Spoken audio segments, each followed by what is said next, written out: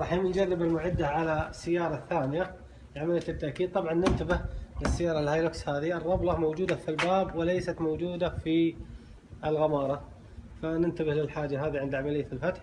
نجيب قطعة القماش نحاول نسحب الربلة بالإصبع قبل نركب السكروب، ثم نقوم بعملية تركيب السكروب ونحط مجال لنا لإدخال الوسادة الهوائية.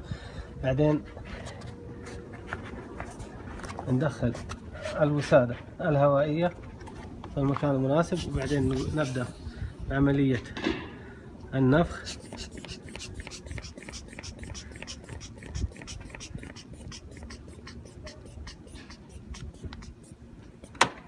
نقفل الباب كان مفتوح. الآن أخذنا المساحة المطلوبة.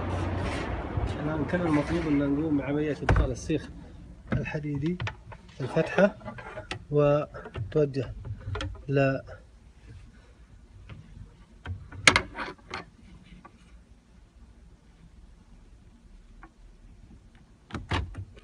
فتح الآن الباب.